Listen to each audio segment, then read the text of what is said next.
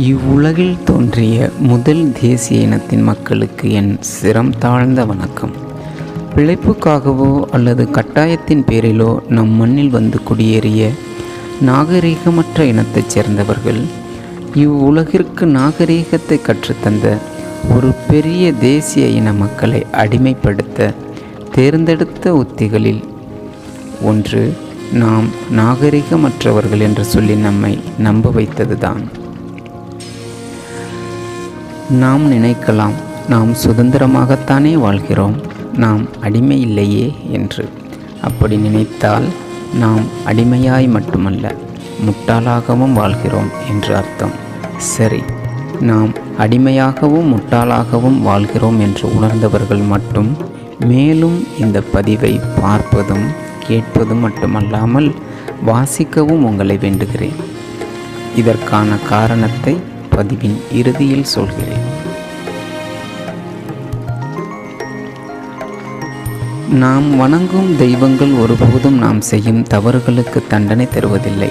அது பெருந்தெய்வங்களாகவோ அல்லது சிறு தெய்வங்களாகவோ நம் குல தெய்வங்களாகவோ இருக்கலாம். உங்களை நீங்களே சோதனை செய்து பாருங்கள். நாம் செய்யும் குற்றங்களுக்கு, அதாவது பாவங்களுக்கு தெய்வங்கள் தண்டனை தருவதாக இருந்திருந்தால் நாம் மறுபடியும் அதே தவறுகளை செய்வோமா? சிறிது யோசித்து பாருங்கள். நாம் எப்பொழுதும் மகிழ்ச்சியாக இல்லாவிட்டாலும் அவ்வப்பொழுது மகிழ்ச்சியாகத்தான் இருக்கிறோம். இப்பொழுது தெரிகிறதா, தெய்வங்கள் நமக்கு தண்டனை தருவதில்லை. நாம் செய்யும் எந்த ஒரு செயலும் பிறருக்கு நிகழ்காலத்திலோ அல்லது எதிர்காலத்திலோ நேரடியாகவோ அல்லது மறைமுகமாகவோ துன்பம் தருமானால் அது பாவச் செயல் என்கிறார் மகரிஷி அவர்கள்.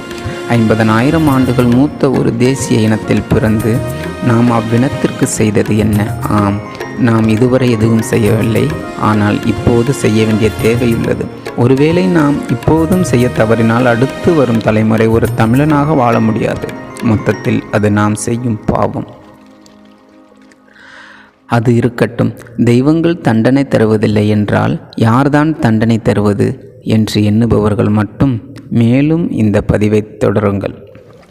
காலம் எனும் பேராற்றல். ஆம், காலம்தான் நமக்கான தண்டனைகளை வாரி வழங்கி கொண்டிருக்கிறது.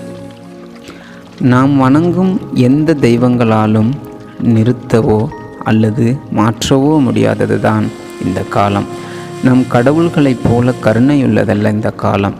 இது கருணையற்றது.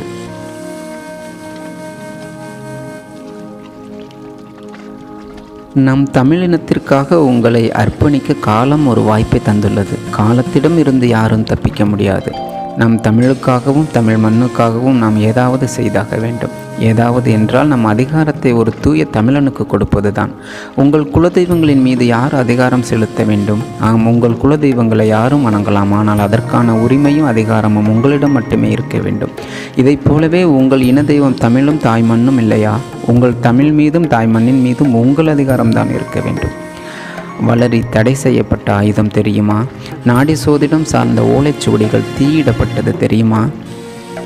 தமிழர்களின் கருப்பு கவுனி அரிசியை பொதுமக்கள் பயன்படுத்தக்கூடாது என அறிவித்தது தெரியுமா? இதெல்லாம் நடந்தது நாம் அதிகாரமற்ற போதுதான். நம் அதிகாரத்தை எவனோ ஒருவன் கைகளில் கொடுத்துவிட்டு குலதெய்வமாகிய தமிழையும் தாய் மண்ணையும் எப்படி பாதுகாக்க முடியும்? பிழைக்க வந்தவனுக்கு நன்றியுணர்வு எப்படி வரும்?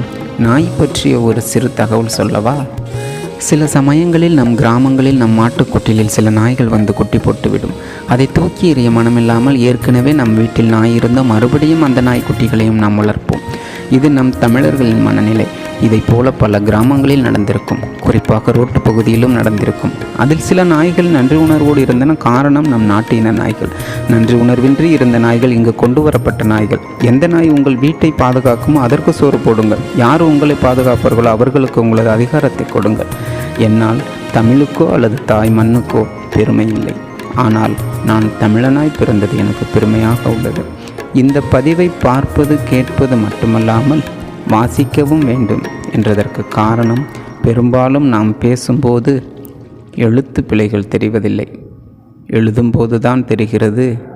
எனவே நான் எழுத்து பிழையை தவிர்க்க உங்கள் உதவி தேவை. தமிழால் இணைவோம், நாம் தமிழராய் நிமிர்வோம்.